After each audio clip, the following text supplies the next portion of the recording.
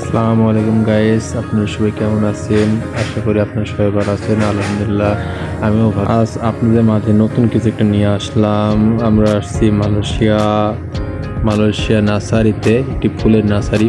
সেখানে অনেক অনেক রকমের গাছপালা পাওয়া যায়, ছোট বড় সব ধরনের গাছ আছে।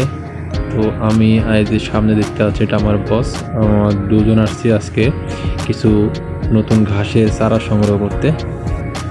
তো ঘাসের চারাটা নিয়ে যে আমরা লাগাবো, তো তাই ঘাসের চারাটা নিতে আসছি। আপনারা এই নার্সারির বাইরে বুঝতেই পারবেন না যে ভিতরে এত কিছু, এত সুন্দর সুন্দর গাছপালা আছে। আমি ভিতরে ঢুকে তো অবাক হয়ে গেছি গাছপালা দেখে।